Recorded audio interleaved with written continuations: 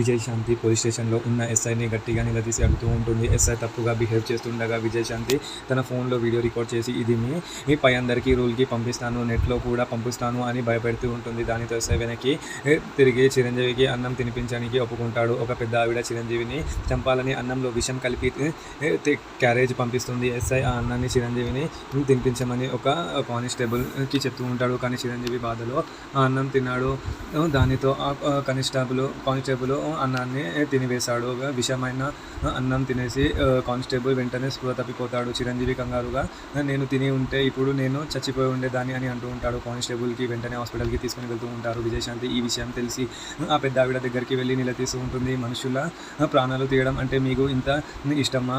మా వాళ్ళు ఇప్పుడు ఒక నిపరది చావు బతుకులో మధ్య ఉన్నాడు అని కోపంగా అంటూ ఉంటుంది. దానికి ఆవిడ వాడు చచ్చే వరకు నేను ప్రయత్నం చేస్తూ ఉంటాను అని గట్టిగా చెప్తూ ఉంటుంది. విజయశాంతి తిరిగి ఎస్ఐ దగ్గరికి వెళ్ళి ఆవిడ దగ్గర ఎంత డబ్బు తీసుకొని చిరంజీవిని చంపాలని చూస్తున్నాను అని అడుగుతూ ఉంటుంది. మీరు ఆవిడకి సహకరిస్తున్నారు, మినిస్టర్కి మరియు మహిళా సంఘాలకి కంప్లైంట్ చేస్తాను అని వార్నింగ్ ఇస్తూ ఉంటుంది. చిరంజీవిని స్టేషన్ నుంచి విడిపించే వరకు నేను ఇక్కడ నుండి విజయశాంతి స్టేషన్లోనే కూర్చుంటూ ఉంటుంది. మరి మొత్తంగా ఈ ఎపిసోడ్లో చిరంజీవిని చంపాల్సిన విషయం ప్రాణం మరియు విజయశాంతి తనని కాపాడడానికి చాలా ప్రయత్నం చేస్తుందో మన నెక్స్ట్ ఎపిసోడ్లో చూద్దాం.